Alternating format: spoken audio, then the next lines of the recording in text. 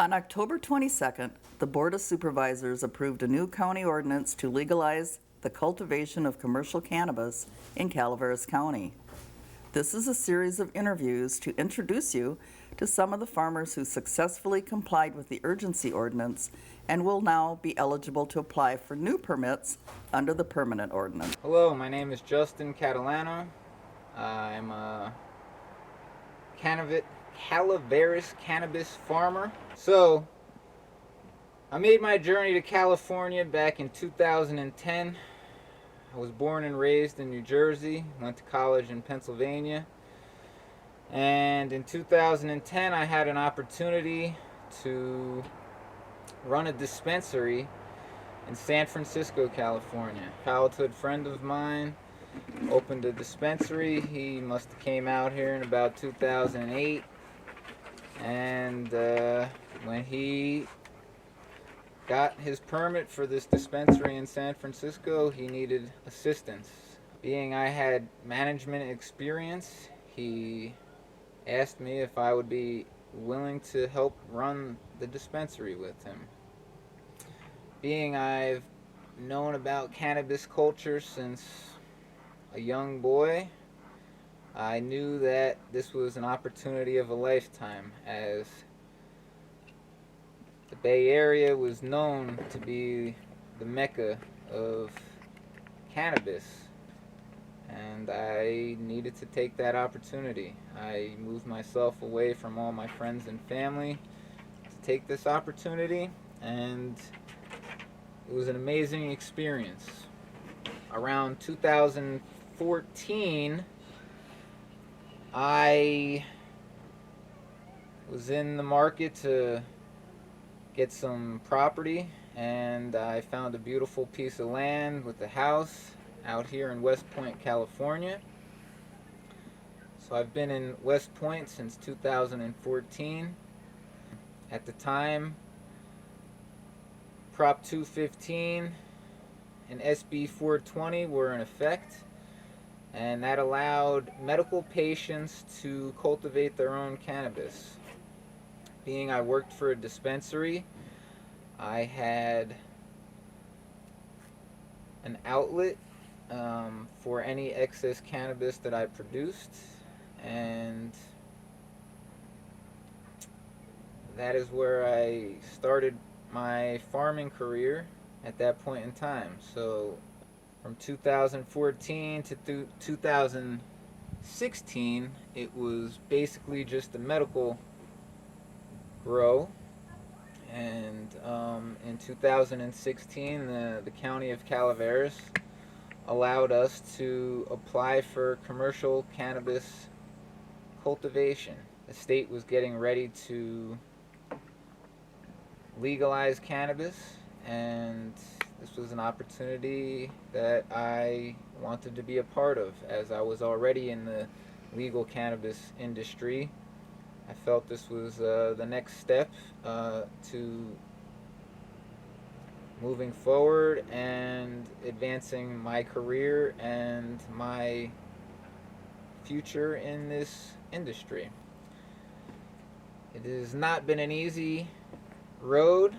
Definitely have been met with some hardships. In 2018, Calaveras County decided to reverse course and ban all commercial cannabis activity, besides the 3 legal dispensaries that they allowed in Calaveras. At one point in time, I attempted to open a dispensary in Calaveras. Although I met all the requirements that the planning department had, the planning commission and the board of supervisors decided not to approve my dispensary. The commercial cannabis growing aspect of it was what was left at that point in time. But like I said, in 2018, the county reversed course on that. Extremely difficult time for me, as I worked pretty hard to being compliant with not only the county but also with the state. January 3rd, 2018, I applied for my provisional state license. On January 10th, 2018, I received my provisional state license from the county, from the state in the morning. In the afternoon, the county decided to ban. It was an amazing morning and an awful evening, and a very difficult couple of months after that. And luckily in 2019, the county decided to reverse course again and push forward with the commercial cannabis cultivation ordinance. Um, Being I was in good standing at the time, I was able to reapply for the county and state licenses. I'm currently just waiting for the state to approve my cultivation site. I'm under scientific review at this point in time. We're in the middle of July right now. This season is kind of shot, and we'll work better for the next year. I'm a single father. My son, hopefully I can leave something nice for him at a later date and time. As a resident of Calaveras County, and I like to participate and show my son that doing good things for your community is part of being a productive member of society and a contributor. I have been a part of Calaveras Council of Governments since around 2015, and I currently sit on the board as a citizen member. I thoroughly enjoy contributing to the county.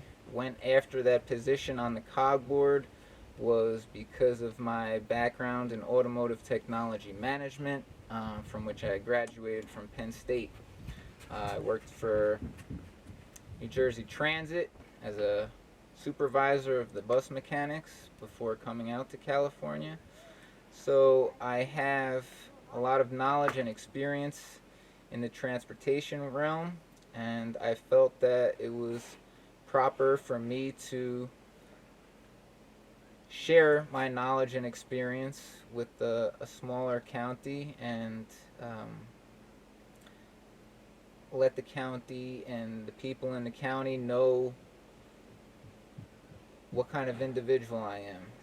Other community functions that I participated in are the Blue Mountain Coalition for Youth and Families. It's a nonprofit organization up here in West Point, and we provide services for the community. Every week, the Blue Mountain Coalition for Youth and Families provides meals twice a week, free of charge to anybody in our community. We encourage people to come and participate. It is held at the Community Center in downtown West Point on Main Street. I recently resigned from being on the board of the Blue Mountain Coalition for Youth and Families, as I am back in the process of getting my state permit for cultivation of cannabis and the county permit to get the permit back in the county to be able to provide a product and give myself my job back. Being in the cannabis industry, there's a lot of negatives that are cast upon the people that are in it, and so I felt that doing something positive would give others the opportunity to put themselves out there and help our county and our community, but also for people to see that people in the cannabis industry are good people and want to contribute positively to the success of not only the county but our economy, and the rest of our country. Cannabis provides mankind with all of its basic essential needs: food, fuel, clothing, and housing material. It also provides medicine. These are the reasons why I am in the cannabis industry, because I feel that it's a benefit for us, and that being that this plant has never killed anyone from a overconsumption of it, I feel very strongly that what I'm doing is on the right course in life. Um, I'm very grateful to be in this opportunity, to have met the criteria that the county is asking for, to be a part of the cultivation aspect of this. And I want to provide a wonderful product for the people of California. And if it goes nationwide, hopefully we can provide our product to the rest of the United States. At this point in time, cultivation is the only option for the people in the county, unless, well, at this point, dispensaries have been allowed for quite some time. The problem with the dispensaries is that there is too few locations that are available for people to put a dispensary in. They're designated as CP, which is commercial professional, and I believe there's only 70 something designated spots in the county. Finding one of those spots is extremely difficult and rare, and then if you do find one, having to convince the landlord or the owner of that property to allow you to do that is another hurdle. This industry is filled with hurdles. You have to have a lot of grit and persistence, or you're not going to make it. So, for me, cannabis has always been a medicine. Even before I knew it was necessarily a medicine for me, it helped me. Back in 2018, after the ban took effect, I was under a lot of stress and a lot of pressure. My business that I had for quite a number of years was abruptly put to a halt. I ended up becoming sick and going into the hospital. When I awoke in the hospital, I discovered that I had a genetic blood disorder called sickle beta thalassemia. It's a combination of thalassemia and sickle cell disease. My family comes from Sicily. That is one of the areas in the world that's known for having this. Africa, Southern Mediterranean, the Middle East, those are all places that have a good amount of sickle cell disorder in the gene pool. So in 2018, when I finally discovered that I had this disorder, it was interesting because the pain that the sickle cell disorder gives an individual, I've experienced my entire life. And growing up, when I would go to seek treatment or help for that, for the pain that I was having from that, I was met with different challenges. I feel, because I was generally a very healthy young man. When I'd seek medical help, they would look at me and see that I didn't have any physical signs of injury, and for a period of time, from probably the time I was 8 years old into my mid-20s, doctors would tell me that it was growing pains. By the time I was in my mid-20s, I knew that these weren't growing pains, as I was not growing anymore. I kind of gave up on the advice from the medical professionals, and I kind of searched out alternatives. I felt that cannabis, since my mid-teens, was a product that when I was going through a sickle cell crisis and I was in extreme pain, would ease the pain and would allow me to be able to sleep. It would also allow me to eat, and in that, being able to rest and being able to nourish my body, I was able to overcome these sickle cell crises within about a week to 10 days. Now that I know what I have went to the hospital on one occasion when I had a sickle cell crisis, and I was given morphine to ease the pain. Now, morphine is a pretty strong opiate. It's not a product that I am interested in consuming. I don't believe that they send people home with morphine, but that's what they treat you with at the hospital when you have sickle cell disorder. Cannabis is a safe alternative, in my opinion. Obviously, I'm not a medical professional, but from personal experience, I have found that cannabis does relieve the pain. It allows me to relax. It allows me to eat and consume nourishment so that I can get healthy and strong and better during one of these crises. So my plans for the future in this business, I have a pretty nice property, and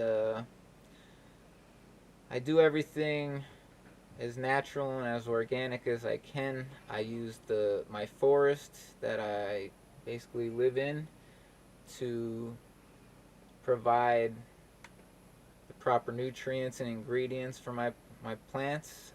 I'd like to push the terroir of West Point. I'm not sure if there's other individuals in West Point, but I'd like to communicate with them on their thoughts on what we would name this area's terroir. District 2 is where a lot of the cultivation is done, but District 2 in Calaveras County has a variety of climates and microclimates and elevations, so you can't necessarily blanket the whole District 2 as a terroir.